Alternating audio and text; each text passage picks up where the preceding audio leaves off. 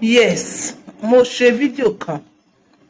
Mo ní yes, actually like mo wan sapa level, sapa. Mo wan decide mo wan travel from one place to one place. Mo wá sùn lọ. Àti mo ń sùn lọ. Whatever I thought I was dreaming. But luckily for me, motor will gallop and I woke up. Mo bá bá ọwọ́ aṣebi níbi tó yẹ kí n ti bá. Ló ṣá bẹ̀bẹ̀. Mo bá decide láti kígbe síta ńjọ́ náà. Wàláhì àwọn Hausa máa pa. But mo wo tàbí amọ́ lára. Mo dákẹ́. Mo débi tèmi ó sì sọ̀kalẹ̀. Ó yẹ kóun sì mọ lọ further ni. Èmi sọ̀kalẹ̀. Ó sọ̀kalẹ̀ pẹ̀lú mi. Ó bẹ̀ mí. Ó ní kí n má bínú.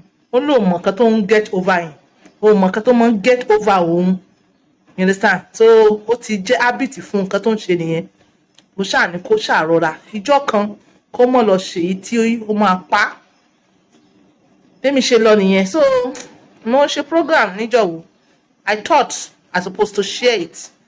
Mo share it. Okay, mo wá share video yẹn, mo share experience mi and alhamdulillah àwọn èèyàn turn up, àwọn èèyàn pè, àwọn èèyàn mi gan tí ẹ rò pé hajia ní ọ̀nà bo ni mo ní gbogbo ọ̀nà tẹ́ ń pè yẹn tí pé side ọ̀nà mi. Àwọn èèyàn share mi ní lot of experiences tó jẹ́ wípé bóyá nítorí location tí wọ́n ti fún mi ní voice note yẹn àbí phone tí wọ́n lò kò jẹ́ mi ò gbé mi gan fúnra mi gbádùn audio yẹn. So I'm sorry. So this is another one. Mo fẹ́ share ilé.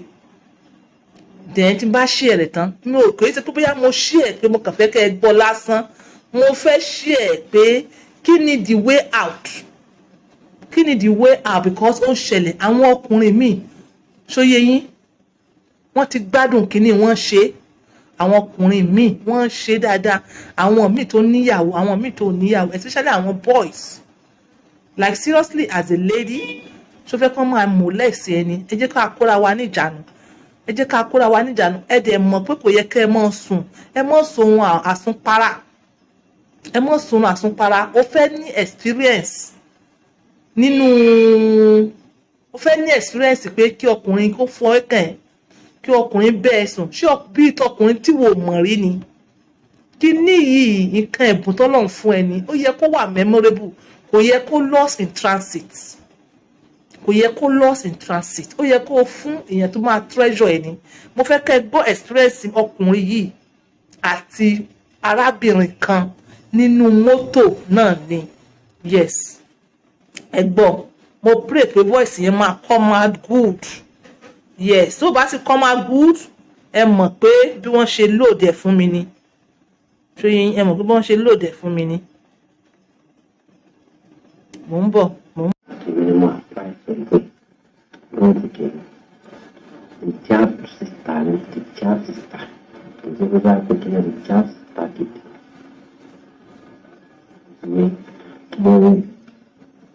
Mo fíńgà ọmọ yìí débi pé mo fíńgà ẹ̀ débi pé rájà ní ilé sọ́lé ìgbà tí ọmọbìnrin fi lè bí ní ilé sọ́ mo fíńgà ẹ̀ débi pé sílẹ̀ bí mú ìgbà tó dé péjì kan ó ra sí àzọ̀ ìlú àjò ó jókòó lé ní orí ìtàn orí bóyá balance orí jókòó nígbà tó wá di láàárọ̀ àti dé bọ́lá tí ìwọ́n sì ní jáde ìlànà fẹ́ jẹun wọ́n completed video kan wá wà so wọ́n ti sáìdì bẹ̀rẹ̀ wọ́n á fún ní sàn lẹ́ẹ̀dẹ̀dà wọ́n fún ní sàn àwọn àbọ̀ òun lọ́kọ̀ lọ pẹ́ nínú àṣepẹ́ ní pé mo fẹ́ lọ tọ̀ máa gbá ní ìgbà tó ń gbà mo pọ̀ wọ́n máa lọ kẹ́ àdúrà wa ọ̀ ní àtijọ́ ìwọ̀n àkọsí àti díẹ̀ àfihàn àpàdé àpàdé ní oṣù tó ìké ìgbà tó fẹ́ lọ sí camp nysc láìní náà fẹ́ lọ so wọ́n pèsè ní. Ó dàbí pé níjọ́ yẹn gan mo fẹnu sọ so gbogbo nǹkan tí wọ́n bá ti fẹnu sọ ta ní wọ́n sọ báyìí ẹ mọ̀ pé lóòótọ́ ni yes ní èmi especially o mi ò mọ tẹlomi o ọ̀rọ̀ lẹ gbọ́ yẹn ẹ kọ́ ọmọ yín kó lè bá fún yín nísinmi like this thing is too pressure is too treasured is too precious to be loose ní transit fún ọkùnrin àti fún obìnrin nǹkan púpọ̀ lè ṣẹlẹ̀ lóòótọ́ àwọn obìnrin míì àwọn kan sọ wípé ìbálòpọ̀ pẹ̀lú àjèjì ó lè má jẹ́ spiritual ó lè jẹ́ pé sápá ó lè jẹ́ sápá ó dẹ̀ lè má jẹ́ sápá ó lè jẹ́ ojú kòkòrò ó dẹ̀ lè má jẹ́ ojú kòkòrò ó dẹ̀ lè jẹ́ pé already wọ́n ti initiate èèyàn náà irú eléyìí yìí ó náà ń dúpẹ́ òun bọ́ òun ò fẹ́ ṣe irú wà mọ́ ìyẹn mọ́ kọ́lọ́n kí ẹ̀pù náà kí n bá ń gbàdúrà kó mọ́ ṣe irú wà yẹn mọ́ òun ò fẹ́ you understand already ó ti ń ṣe ó ti kọ́kọ́ ṣe alákọ̀ọ́kọ́ mú jẹ ẹlẹ́ẹ̀kejì ó mú jẹ ẹlẹ́ẹ̀kẹta ó ní is uncountable tó mọ́ ṣe òun ò fẹ́ ṣe mọ́ kọ́ ọlọ́jọ́ èní kó wo àsìkò tá a wà yìí kó gbàdúrà òun kọ́lọ́n mọ́ jẹ́ kó mọ́ fẹ́ mọ́ tọwọ́ bobìnrin olóbìnrin lára mọ́ nínú mọ́tò kò jẹ́ bó ṣe jẹ́ ọkùnrin ló ṣe confession yẹn ó lóò fẹ́ ṣe mọ́ ẹ̀yin náà tẹ́ wà nínú tẹ́ ń wò mí ẹ bá mi gbàdúrà fún ó lóò fẹ́ ṣe mọ́ ó lóò fẹ́ ṣe mọ́ ó ló sú òun náà ó lóò fẹ́ ṣe mọ́ èèyàn kan náà ló introduce òun sí i olóbìnrin náà ló introduce òun sí i tóun fi wá bẹ̀rẹ̀ sí ní ṣe tóun náà ṣe tóun ṣe àwọn obìnrin tó dẹ̀ ṣe fún wọn dẹ̀ ń gbàgbé àwọn náà wọ́n dẹ̀ enjoy ẹ̀ nínú mọ́tò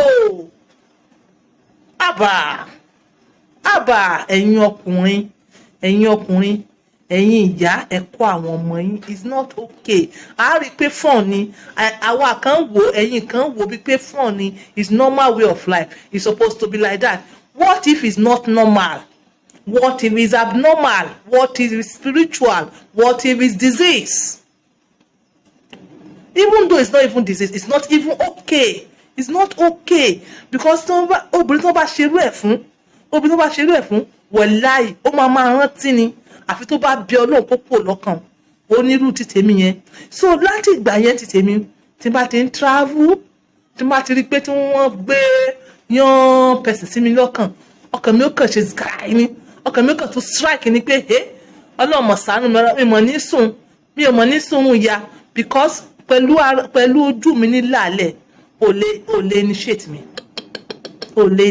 ò lè mú ọwọ́ rádaràda rẹ wá so tí má ti jòkó tí ló bá mi wà comfortable àfi kí n open ojú mi dáadáa bó ń kó mi gan yín yìnrà mi lè kanná títí ọ̀ kí n mú báàgì kí n fi demarcate tó gbogbo ẹ̀ tó round it up sef because of that mi ò tí ń ké fẹ́ like àti travel kò bá jẹ́ bó ṣe jẹ́ ìwọ tó bá mọ̀ pé ó ní orí ọ̀fẹ́ ìyàwó ẹ̀ fẹ́ travel o lè mọ mú assistant tẹ̀lé lẹ́yìn bẹ́ẹ̀ irú assistant wo ló fẹ́ mú tẹ̀lé lẹ́yìn ṣé iṣẹ́ assistant wọn máa tún dún ẹ níyàwó you have to be careful a lè gbọ́n tán o ju pé ẹ jẹ́ ká teach wọn ẹ jẹ́ ká teach àtobìnrin àtọkùnrin bá a ṣe ń teach yìí lọ kí wọ́n wà at alert ọ̀rọ̀ yìí pọ̀ ó possible kó mọ̀ tán sìn bó tún lè gbérú ẹ̀ wá tẹ́lẹ̀ mi bá ti share mi ní experience this is on point by 2 using my words for others bye for now.